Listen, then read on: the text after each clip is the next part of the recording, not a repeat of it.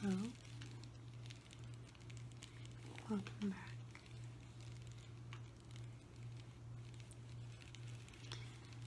In this video, I am going to talk to you about the various playable races of the Horde faction in World of Warcraft. In a previous video, I talked about the alliance races and the majority of any sort of criticism that I received about that video was that it was for the alliance and not the Horde. So, for all of you Horde fans out there, I have my Friends Don't Let Friends Play Alliance t-shirt on. Yes, I was one of you, and I am becoming one again. When you've played a video game for almost 12 years, you tend to experience almost everything that it has to offer. I don't tend to discriminate in real life or in WoW. And I have a lot of respect for the lore behind all of the playable races and just the game in general. They have some t-shirts now that have half of the symbol of the Horde and half of the symbol of the Alliance merged together. And I love that. I really wish I had the money for one of those shirts. Sometimes they have a little slogan that says, 2 worlds, 1 home. And I like that too. Anyway, we have a lot of rich history to get into today. And I'm going to start with the most complex and crucial race in the entire game, in my opinion, which are the orcs. The orcs have an incredibly rich history. They are not initially from Azeroth, which is the main landmass that we play on.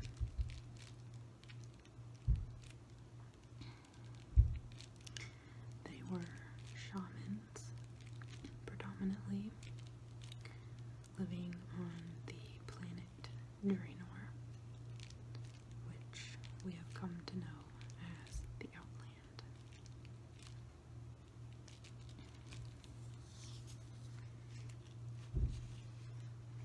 This is what they look like. These are their models, which means that they don't have any armor on.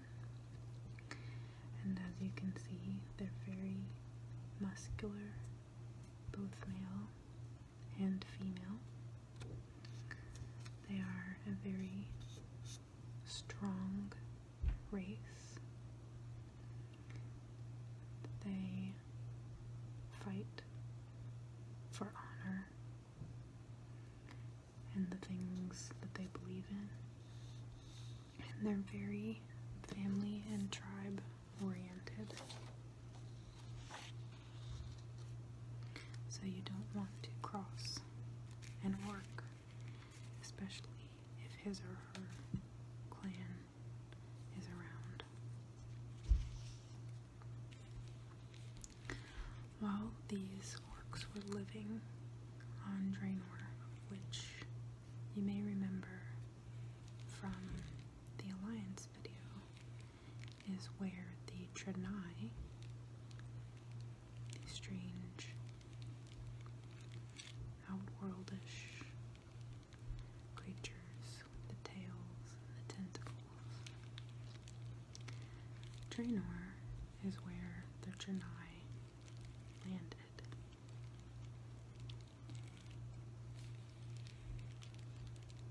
When they were escaping from their home planet, Argus. So there were the orcs, living peacefully on their own in the Outland, aka Draenor. And here come the Draenei, the exiled, crashing into their planet. The orcs are a considerably younger race in comparison to the Draenei. They seem much more primitive, but they are by no means unintelligent. I would say they probably rely on their brute force more than some of the other races in the game. But, as I mentioned, a lot of them were and are shamans, which are peaceful people who commune, I suppose, with the earth and nature. So many of the orcs were initially a tan, brown color on their skin. But as you can see here, some orcs are now green. And the reason why some of these orcs are green is because the bad guys who were chasing the Draenei, if you remember the name Kil'jaeden or Archimonde, they continued to hunt the Draenei who escaped from Argus. And when they found the Draenei, they didn't immediately attack them. So you have the orcs living here on Outland peacefully. The Draenei come in, crash, and start living, cohabitating almost with the orcs. They don't mingle much. They did do some trading, but they didn't have an extensive or very close relationship. I'm sure that if the orcs came into trouble, the Draenei probably wouldn't go out of their way to help, which is interesting. There's a great book that talks about one of the first times that orc got to be really intimate with the Draenei, and that's a great story. But being the bad guys see the Outland, and they see the little orcs, and they see their fellow Draenei, or ex-fellow Draenei, and they decide that it would be a good idea to use the orcs, this more primitive race, in order to take down the Draenei. So there's some manipulation that happens. As you can see, even in this photo, the background is quite barren. There's some vegetation, but not a whole lot. And while I don't believe that the background of these photos is meant to be indicative of the Outland, it is true that a large portion of the Outland was very similar to this in the fact that it did not have good soil for growing crops, and there wasn't much edible animal life. So the orcs did have a need for better living situation, and they were tempted by Kil'jaeden, and as a part of this temptation, which you may have seen the Warcraft movie, or maybe you'll go see it after learning about this,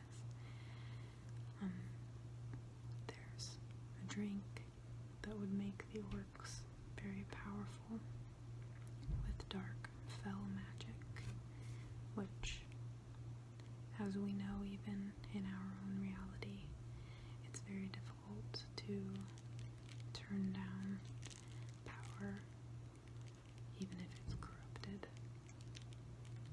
if there's personal gain involved.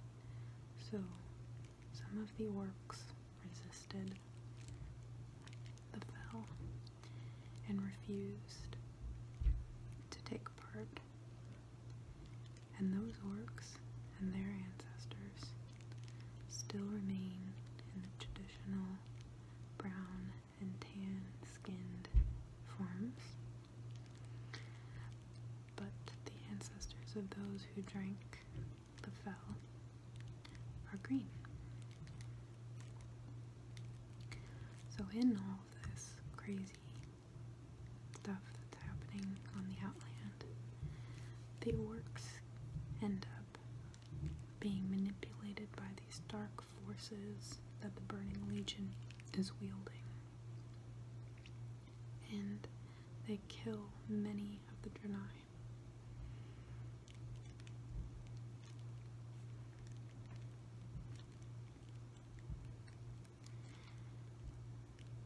The Burning Legion helps the orcs create a large portal called the Dark Portal. Again, this is in the Warcraft movie and in one of the books. This dark portal is the orcs' reward, for it leads to a new planet with vegetation and plenty to eat, plenty of water to drink, and that planet is Azeroth, where, if you remember from the Alliance video, our humans live.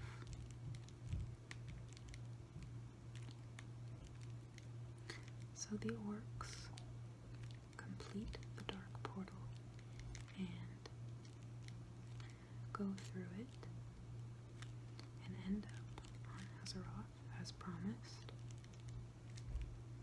But the humans become aware of the orcs, who are not prepared to fight because they have not been forewarned other life forms on Azeroth. So, unprepared to fight in an organized manner, the humans kill and enslave many of the orcs. It's not for quite some time that the orcs regain their freedom, both from the Burning Legion and the humans. But when they do so, it is under the leadership of an orc we call Thrall. Thrall is a word that means slave. Thrall's actual name is Goel.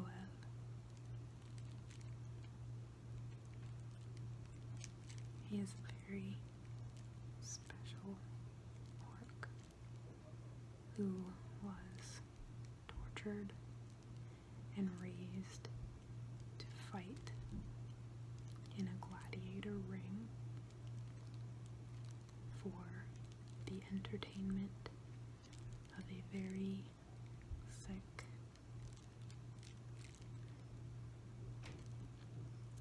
sadistic, awful human.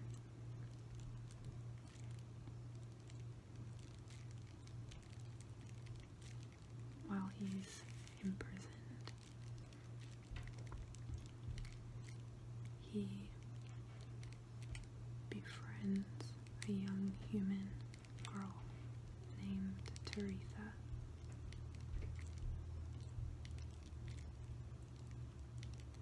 And she sneaks him books and such, and he learns how to speak the human tongue, and he becomes quite smart. And he eventually overthrows his situation. He frees many enslaved orcs, and he becomes the leader of the Horde. It's an incredible story. I highly recommend reading the book that tells that story. It is a fantastic read, whether or not you play World of Warcraft.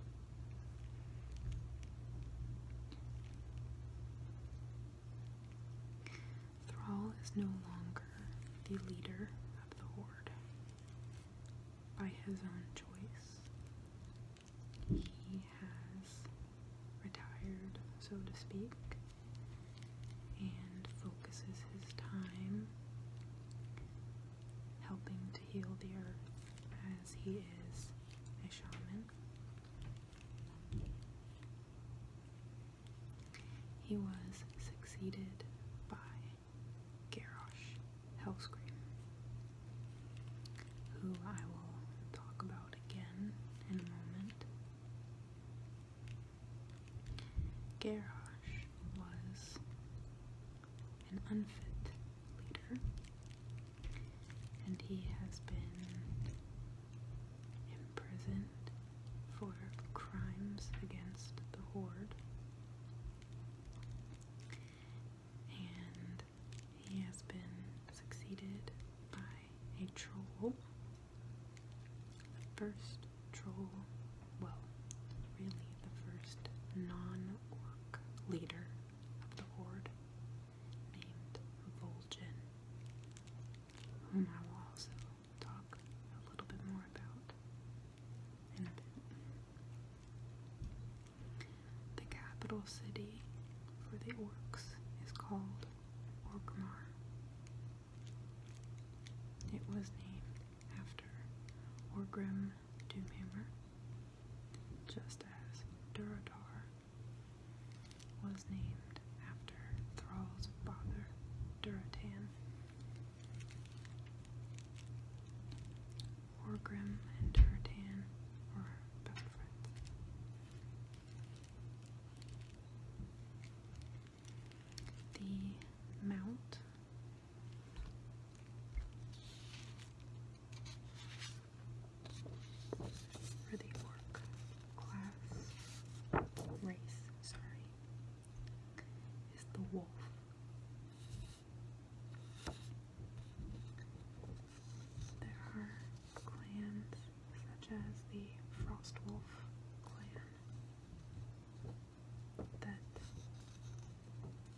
officially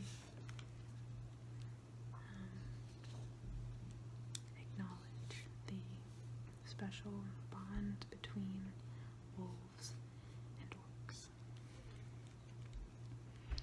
Now, as I did in the last video, I'm also going to tell you the racial extra abilities for each race that we talk about.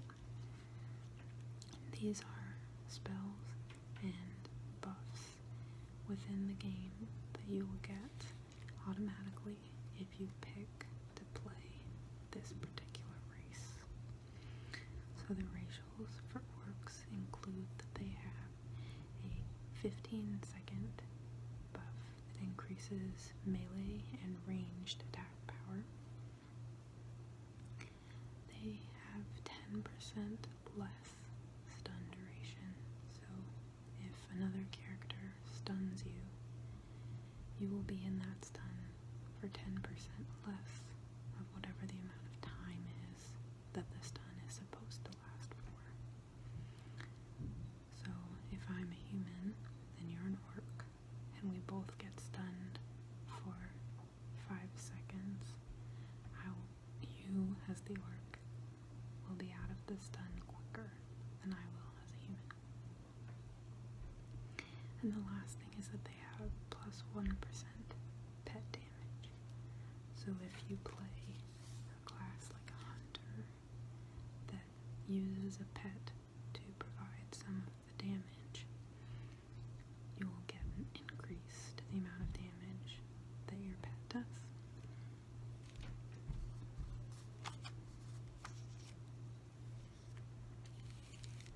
So next, I would like to talk to you about the tauren. Tauren, I admittedly would like to learn more about where they have come from, as far as who they are the descendants of. But I will tell you what I do know.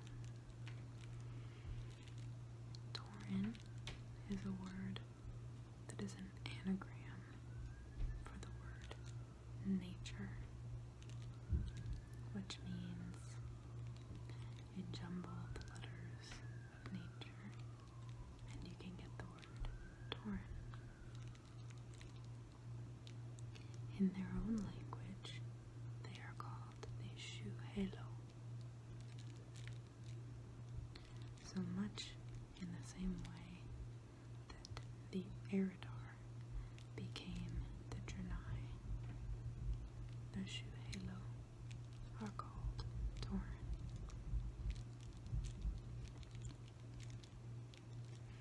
They were very nomadic.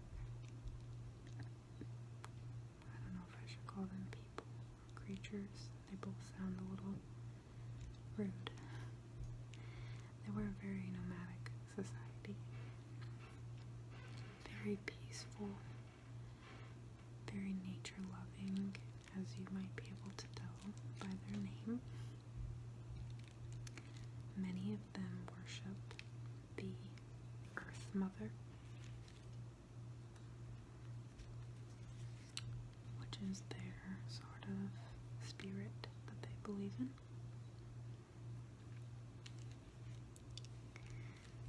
Their capital city is Thunderbluff, located in Mulgore, and they are very interesting because they look like cow people. I only have here the male, and this is again a model showing some of the updates that happened to this animation. So the tauren is obviously not wearing any gear, but as you can tell, tauren are quite large in stature. They have cloven hoof feet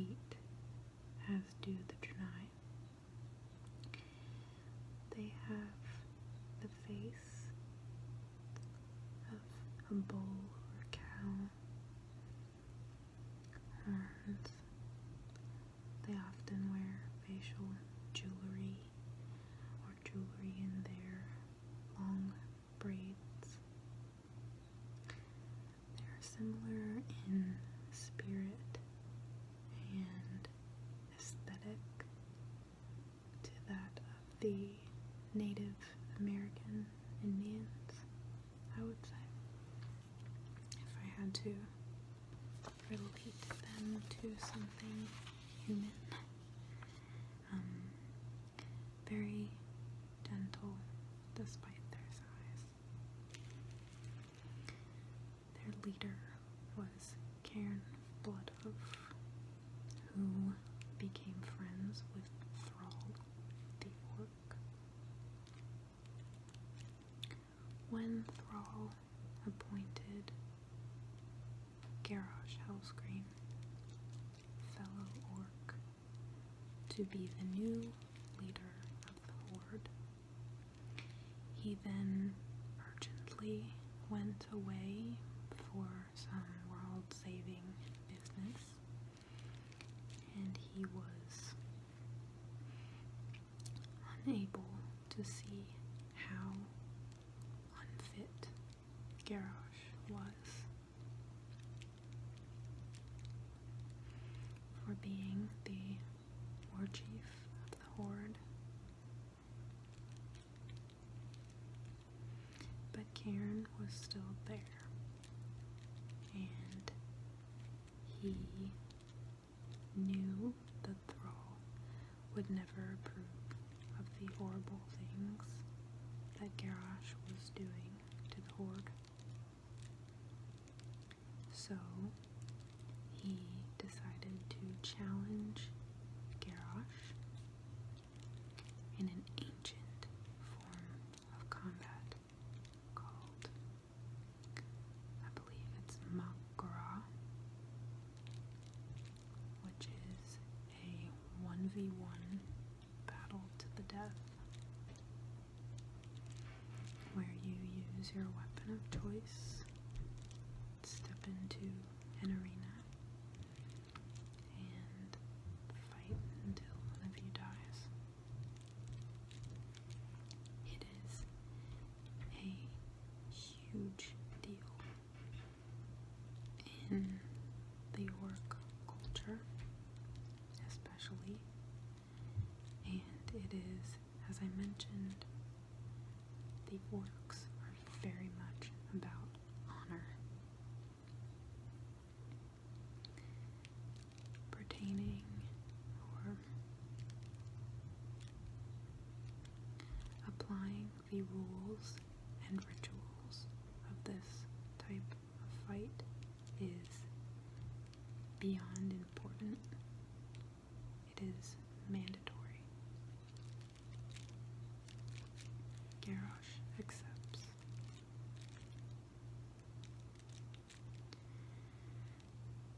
But in the meantime, an evil, I shouldn't call her evil, that makes it sound funny, a bad egg in the tauren community, Magatha Grim Totem,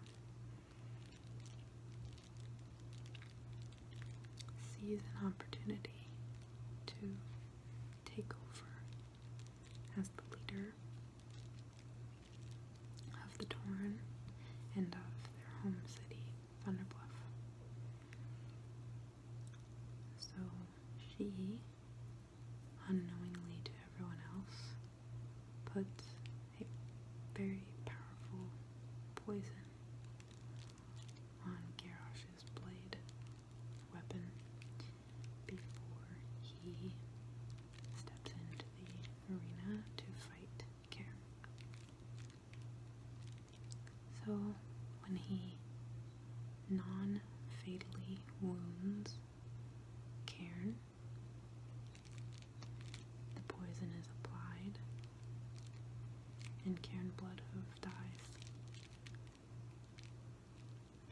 unjustly,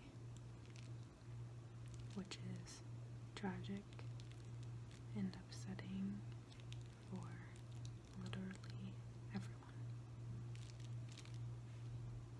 Even those who were supporting Garrosh could not be okay with that outcome. So Magatha is clearly not liked. She sneaks in and temporarily takes over Thunderbluff until Cairn's son, Bane Bloodhoof, steps up and rallies his people together, retakes the city, and becomes the leader of the tauren.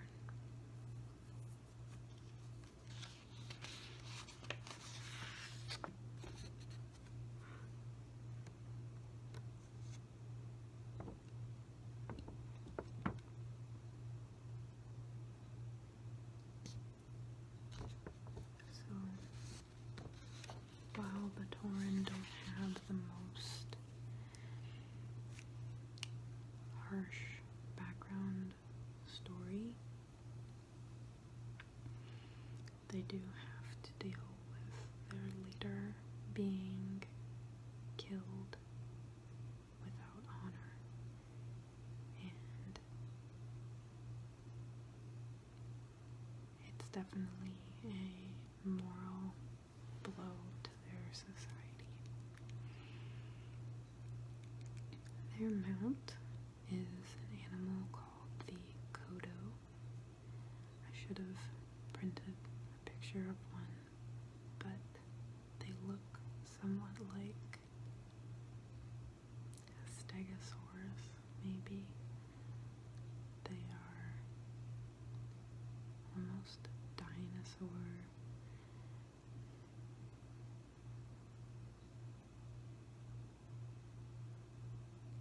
I don't know how to explain them really. They have they travel on fours that look similar to like a hippo or an elephant.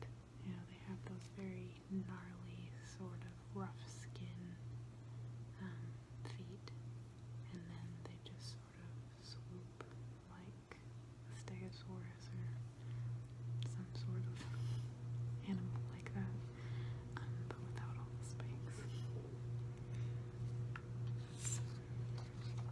The racial abilities of the tauren include 2% additional critical strike and healing. They have 15 extra herbalism skill, and you can also gather herbs faster. They have additional stamina, and they take 1% less nature damage. And they also have, I think it's called War Stop.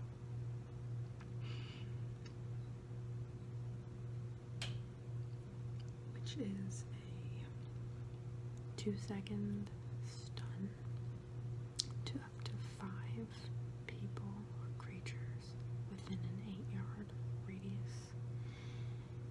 And the tauren simply slams his or her hoof on the ground and does a sort of shocking earthquake type thing that stuns everyone up to 5 targets for 2 seconds. So that's a pretty strong extra move to have.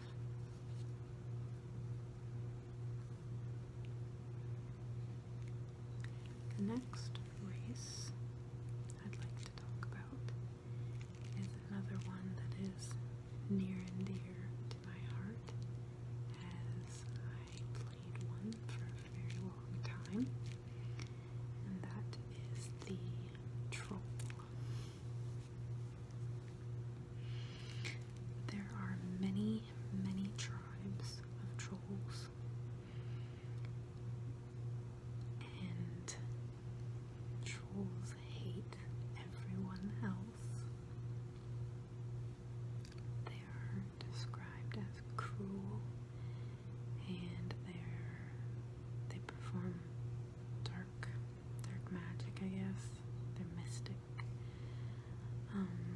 there's only one tribe of trolls that have joined the Horde. These are the only playable trolls. They are the Dark Spear trolls.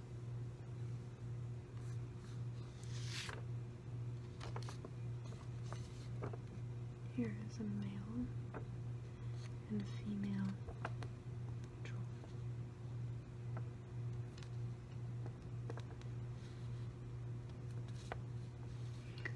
They too have tusks.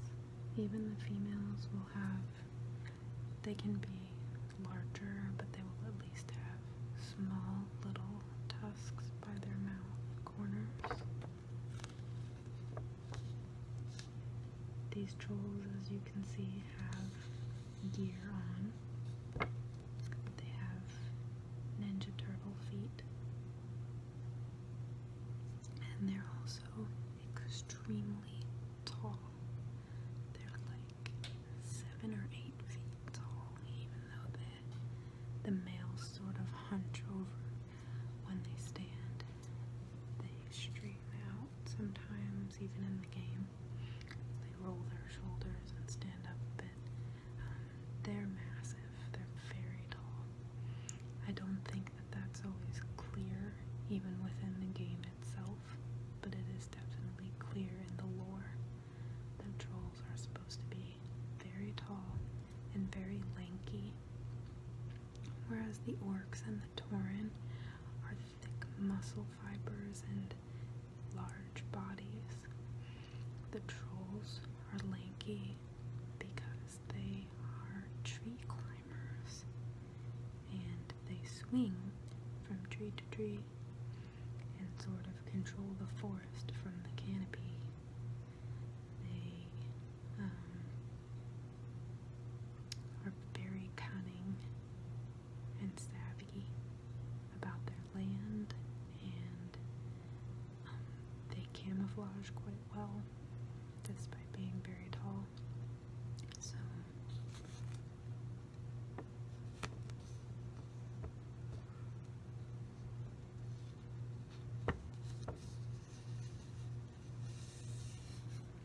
there they are.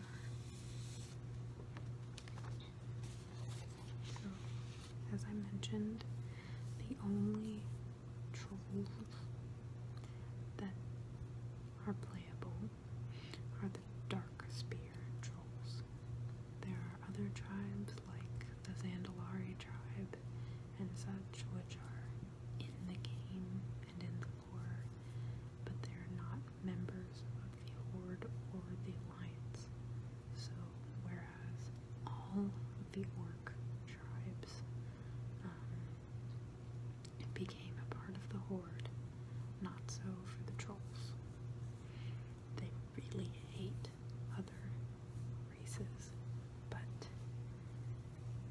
Sen'jin, who was the leader of the Dark Spears before his son Vol'jin succeeded him and eventually became war chief of the Horde, Sen'jin befriended Thrall.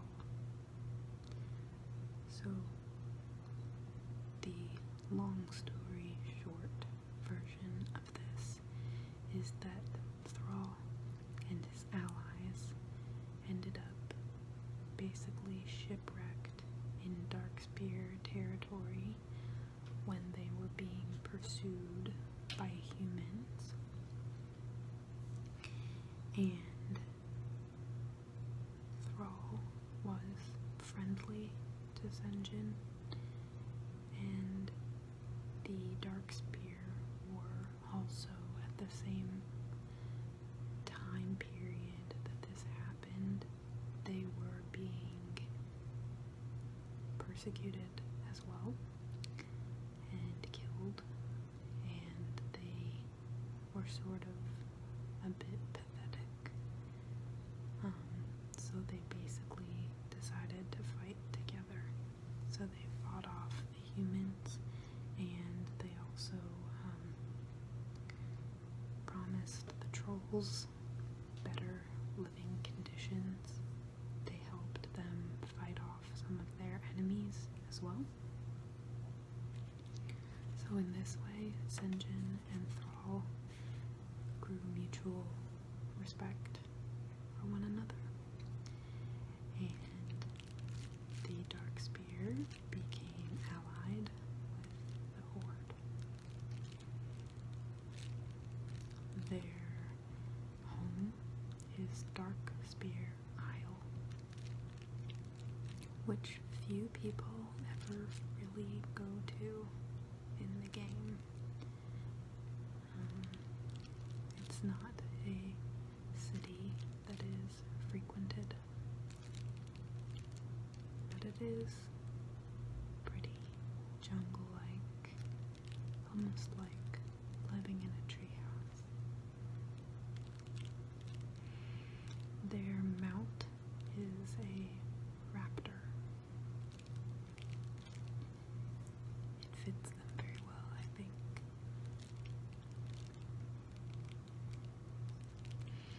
Their racial abilities include the fact that they have a 10% health increased regeneration rate, even in combat. So, trolls heal faster, basically. They also have 20% increased experience gain when slaying beasts, only beasts. This racial isn't super important these days because leveling your character is the only time that you receive experience, which benefits you because you need experience to hit the next level. And once you hit the maximum level that you can be, you never need experience. So automatically, when you hit maximum level, killing anything will no longer give you experience. So in that way, the racial becomes moot. And on top of that, while leveling, you're only killing beasts so often. So I suppose if you had some brilliant plan to only kill beasts the entire time you level, it would be a great racial. But this is more of a once in a while helpful thing. On the other hand, they have an ability, a racial ability, that gives them an extra 15% haste for 10 seconds. It's called berserking, something like that. And that's a pretty big buff. Pretty important. Definitely a good reason to pick a troll. Aside from that, they also take 15% less of the duration of movement speed effects. So whereas the tauren had it for stun duration, if you snare or slow a troll, they will be in that snare or slow 15% less than anyone else, time-wise. I'm not very good with numbers because of my Asperger's, so if I say these things and they sound completely ridiculous, I'm sorry. I'm trying. Hopefully that was intelligible enough.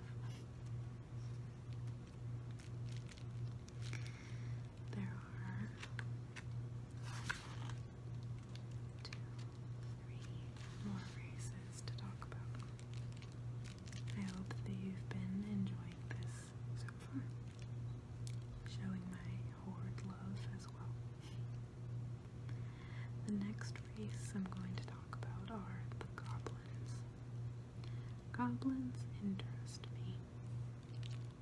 Aside from being very funny and very naughty, they were originally slaves of jungle trolls. So the race that we just talked about, sectors of them enslaved the goblins and forced them to mine a special sort of ore mineral that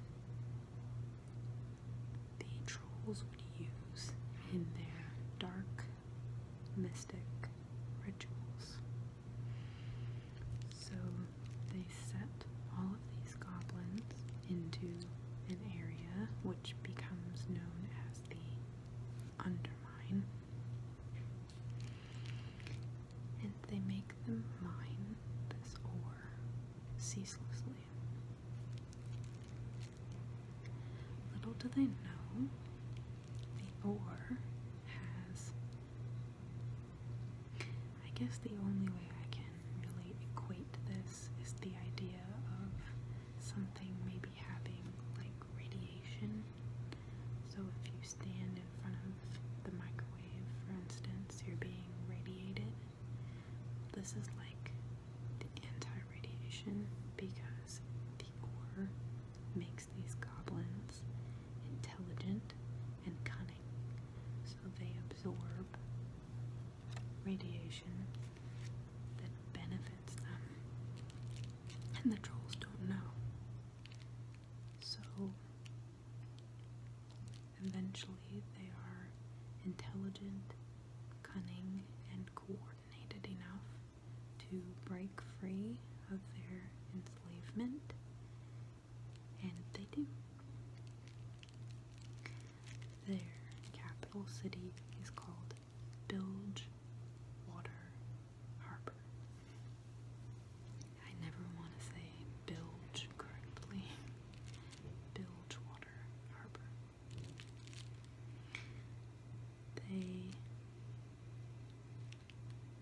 It's important that their city is a harbor because these goblins end up tinkering a lot with engineering and alchemy, and they love making money, so they create goods and services, mainly goods, and then they control the waterways, so they're able to create a very thriving community. And they begin lending their services to the Horde. Not only goods to help them win the war, or various wars that they take part in,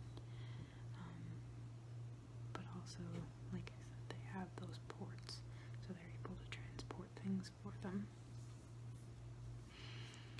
And then the goblins, by this point, still have no allegiance to anyone. They are an independent race, so they also start helping the Alliance. But there are a series of events that it would be too long to explain in this video. There comes to be some bad blood between the humans and the goblins, so the goblins opt to be exclusive with the Horde, and in time they actually become a part of the Horde. Basically, things get tough and they need someone to ally with. So here are some goblins. These two little guys are not, well, obviously this one's a female, but these two subjects here are not completely indicative of what your goblin might look like if you created one. I had a female goblin that was my shadow priest, she was actually really cute. She had a little bone septum piercing going through her nose, and it was adorable. What I mean to say is that these are maybe not the most attractive goblins out there, but they are just as goblin-y as the next, so here they are. And they have quite large ears and noses, long limbs, despite having quite small torsos. I really don't know if there's some evolutionary purpose to the proportion of their body. I don't assume that it would be easier to mine or having longer arms. Actually, I feel like that would be more difficult. What do I know? I've never even seen a mine shaft. But back to things I do know. Their leader is Trade Prince Gallywix, who is basically he just became the leader anyway. A leader becomes a leader. He's smart, he's business savvy, the people like him, he makes really good deals, and the goblins are all about their money. Their racial mount, is a trike. This is similar to maybe the Fisher-Price one you might have had as a child, in the fact that you sit down in it. It's not like a motorcycle trike. I mean, it is. It has handlebars and it's engine propelled. But what I mean is that you're not raised.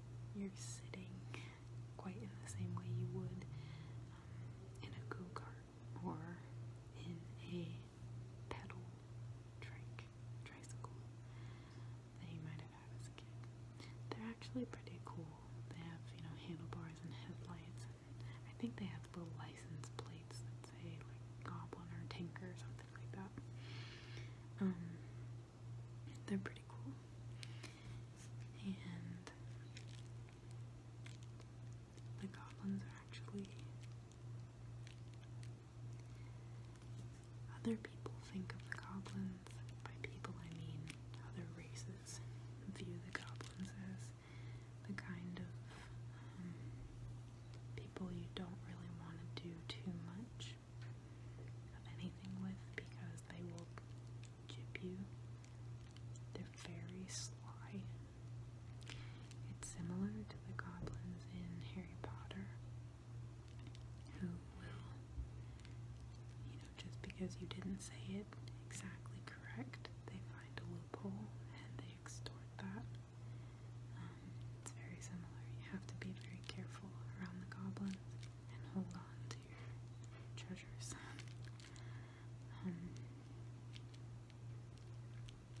Their racial abilities are that they get an extra 1% haste. They use their savvy to get gold discounts with various vendors in the game. They have an extra 15 alchemy skill. They have an ability that can call a mobile bank for 1 minute. They also have rockets on their belts, which can fire at enemies, and they have an ability called rocket jump, which, you're walking along, you can hit it and it will sort of propel you forward a bit, so increased movement speed. And I'm pretty sure if you use that like while going down a hill or something, you'll go quite a bit further than your counterpart who isn't using one. So that would be goblin. They all pretty much talk like they're from Brooklyn or Boston. And one of my favorite things that they say is, if you guys remember when that show, The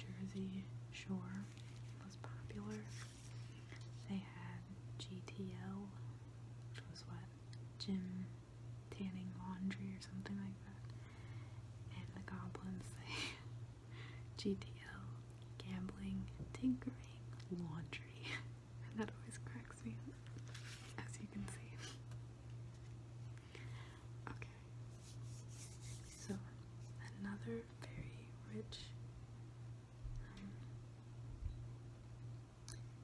in history race are the Blood Elves, which are also an ancient high elf race, similar to our night elves on the Alliance.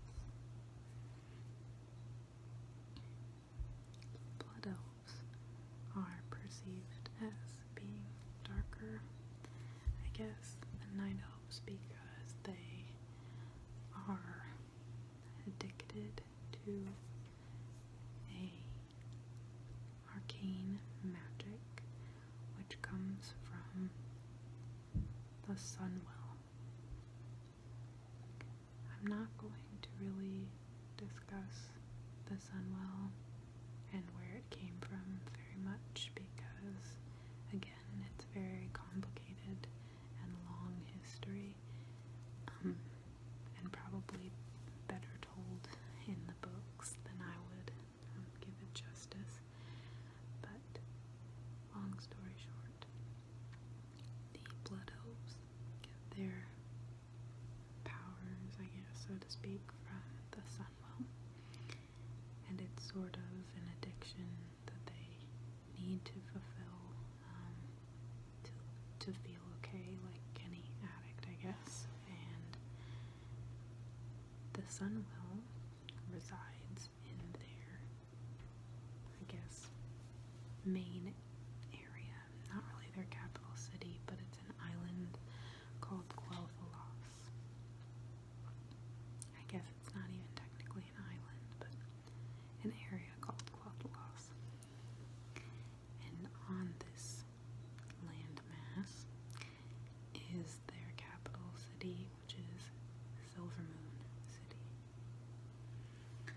So the Blood Elves have an interesting history in that there they were, living off the Sunwell and enjoying their peaceful, golden, wooded lives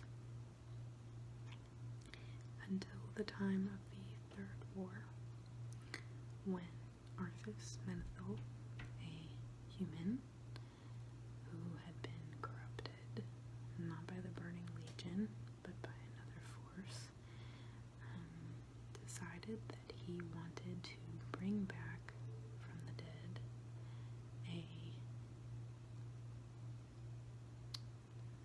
necromancer, I guess is what you would call him, called Kel'Thuzad.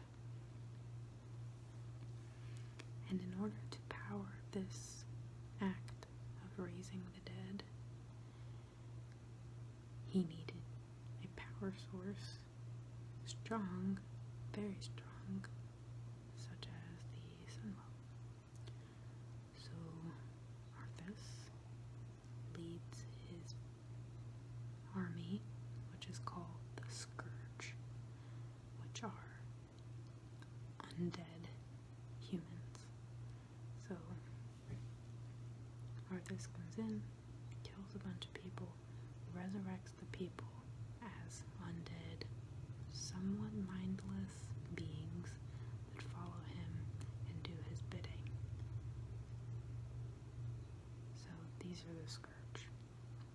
He comes storming up on Quel'Thalas with the Scourge, with the intention of using the Sunwell to resurrect this great being, Kel'Thuzad, evil great being, and in the process, he wipes out 90% of the Blood Elf population. He taints the Sunwell. He does end up resurrecting Kel'Thuzad, and it is a horrific and super sad story, very well written, and it's just really intense, and so many Blood Elves are killed.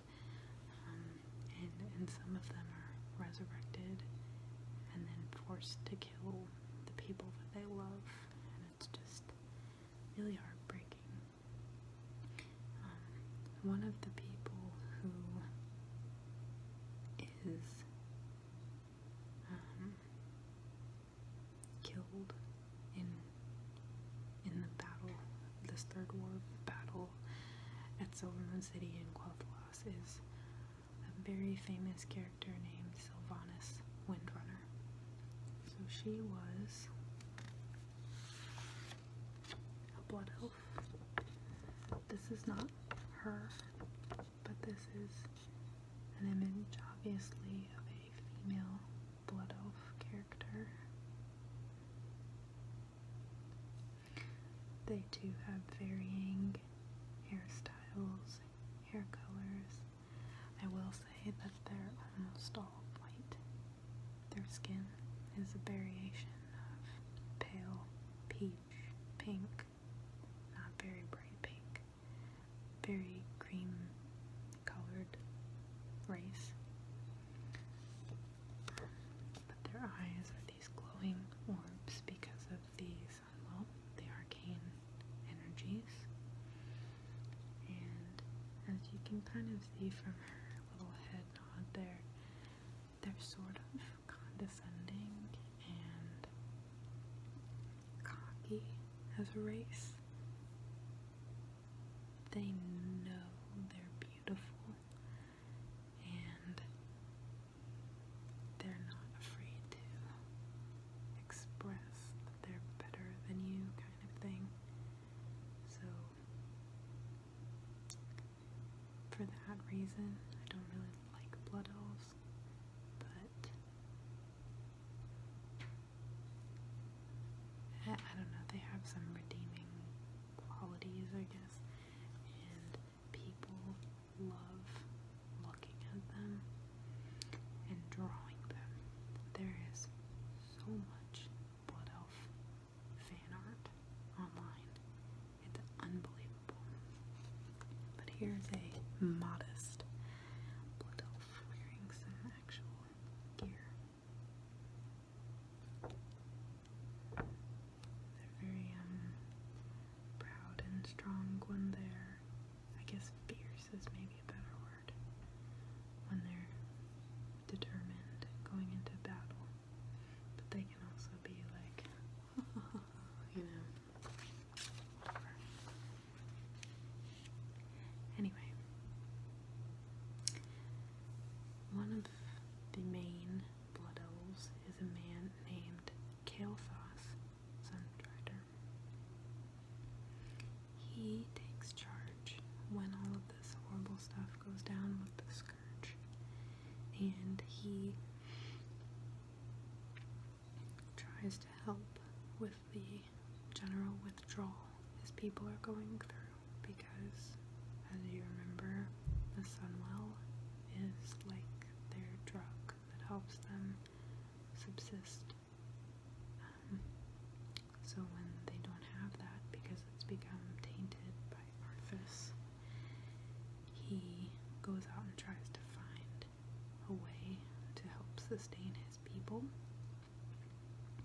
but he ends up becoming corrupted as well. Not in the sense that he becomes the Scourge. He actually ends up being tempted by the Burning Legion, the same jerks who are after the Janai, manipulated the orcs, are trying to destroy planets, etc. So, some amount of time later, Velen, Prophet Velen, who you may remember as the leader of the Janai, he purifies the Sunwell and creates a fresh start for the Blood Elves. Their new leader is Lor'themar Theron,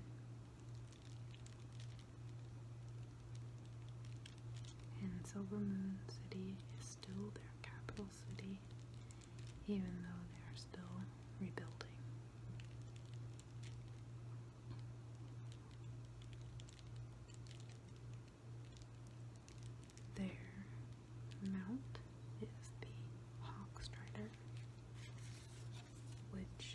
is sort of like an emu. It has little wings, but it can't fly, and it has a beak and similar sort of eyebrows and eyes to the blood elves. Runs on two legs like an emu, maybe a little more graceful than an emu, although I'm not an emu expert, so maybe they are very graceful and I just don't know it. All I know is that they're like wicked fast and can cause you a lot of pain, so if you're an emu and I've offended you, I'm sorry, please don't attack me. But Oxstriders are really cool.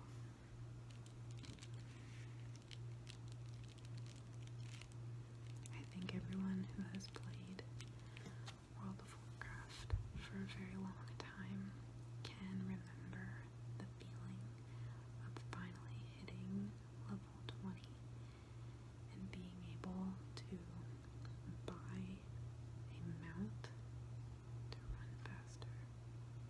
And a lot of them, their first mount was a Hawkstrider.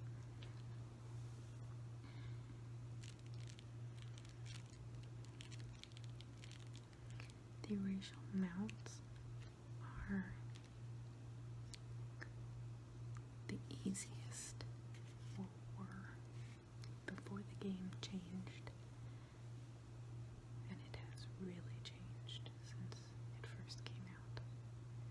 You had to hit a certain level to get a mount, and then you had to be able to afford the mount, and the easiest mount to get would be your racial mount.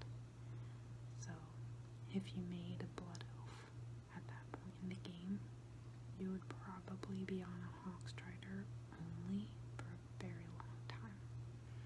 Same with any of these, tauren, you'd be a Kodo, human, you'd have a horse, etc. The racial abilities of blood elves include a 2-second silence in an area around you, so similar to the war stomp of the tauren. This one creates a silence, and it also redeems some of your expended resources. So if you are a mana using class, and again, as I mentioned in the Alliance video, your resource is the pool that dictates how many abilities you can use in a given period of time.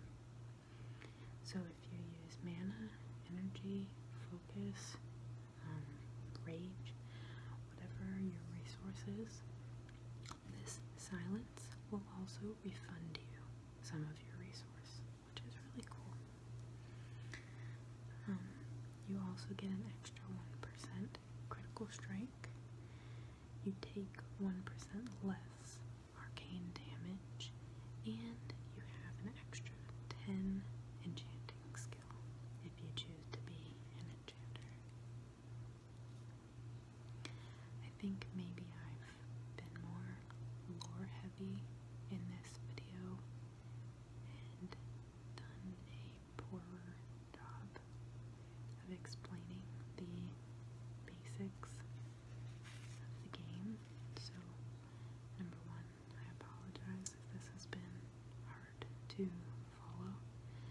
Number two, if you are actually enjoying this video and want to know more about the basics, I recommend watching the Alliance Races video, as I think I did a better job of relating the information to the game in that video, and here I'm sort of building off of some of that knowledge, so I apologize again.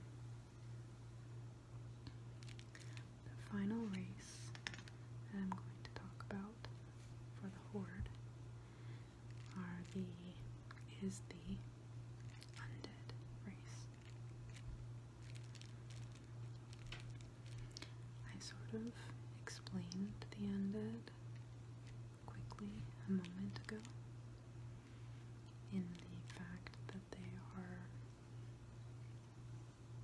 raised from the dead, as the name suggests. They are ex-humans. Arthas Menethil brought them back after killing them.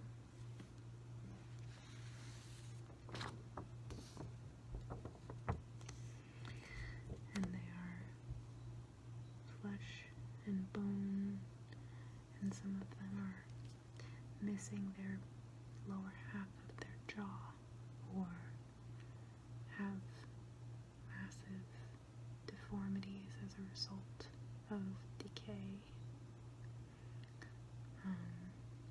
But they all were humans. And it's really sad for these people because, like I mentioned with the Blood Elves, these undead were killed and then raised only to go back into battle and kill their mothers, brothers, friends, and then they had no control. The difference between the Scourge, which are undead raised by Arthas, and the undead race that I'm talking about, is that the Scourge are not independent.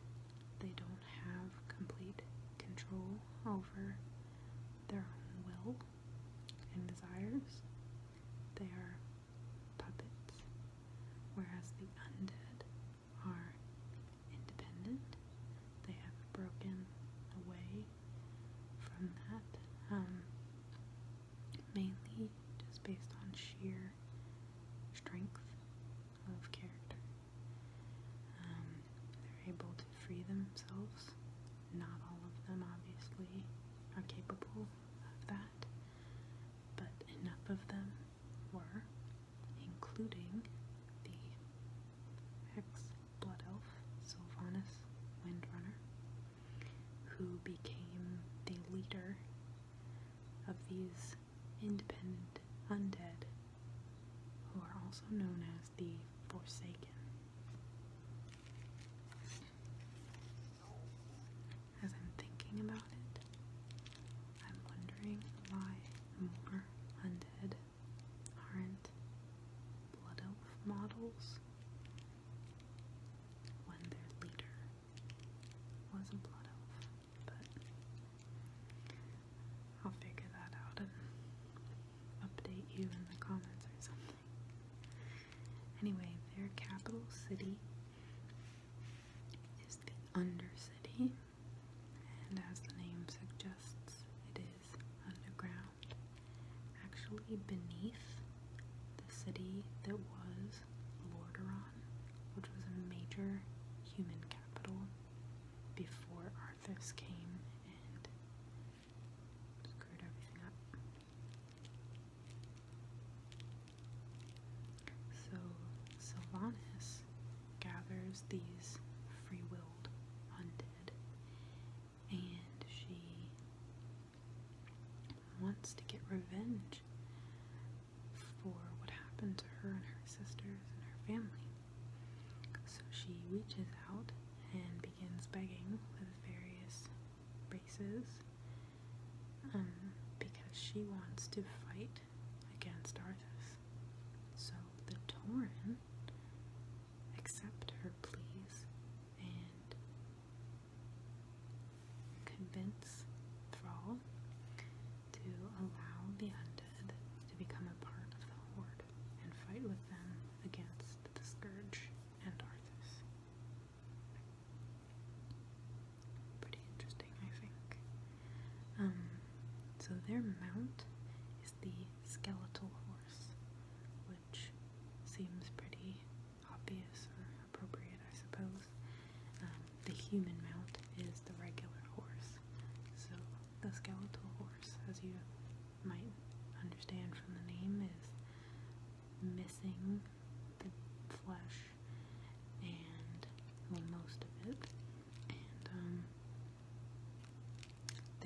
also undead. The racials of the undead include one called Cannibalize, or I think it's called Cannibalize, where you have the ability to, to eat the remains of another undead or human and regain health and mana. So that sounds a little morbid and paints them in kind of a bad light, but I guess it's sort of like, almost like zombies, like they need sustenance as well. Not that you ever have to do that in the game, but if you want to, it's an option. They also take 1% less shadow damage in comparison to other races, and they have this built-in thing where their attacks can randomly do bonus damage that also heals them. And they also have a button that removes a charm, fear, or sleep effect. So it shares a cooldown with other trinkets and abilities that do the same thing. But it is nice to have, I guess, or it used to be. Before, when you had to buy trinkets that would do the same thing. That might be a little advanced for someone who doesn't play the game, but hopefully in future videos I will help fill in any blanks. So again, this is just a male, but this is one of the male undead models. Again, the lack of armor is not because they're undead, it's because this is a model picture rather than an actual picture of an undead character with gear on it. So those are the Horde races. And again, I have left out the lovely Pandaren. I think I decided I'm going to give them and their history their own video, because there's a lot of random or seemingly random stuff associated with the Pandaren and their home continent, Pandaria. And I think that just sort of deserves its own section. So I hope that this video has been informative and or interesting and or sleep-inducing. I definitely have enjoyed making these World of Warcraft videos so far.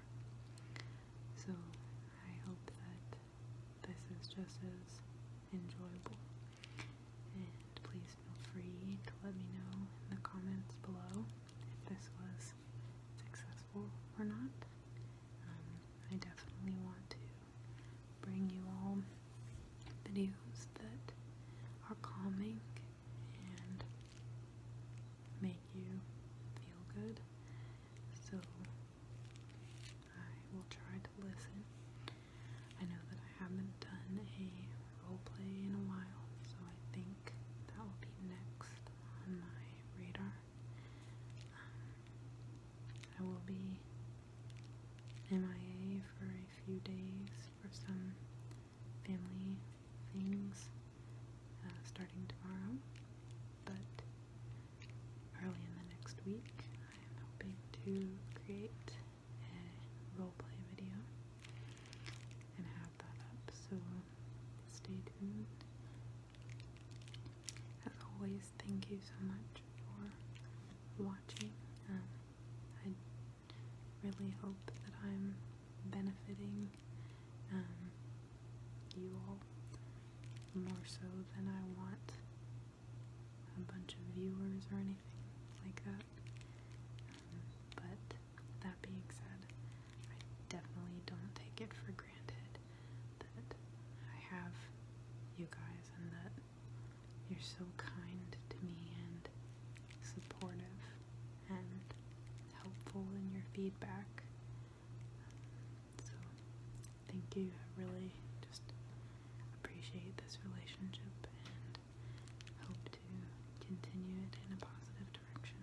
So sweet dreams.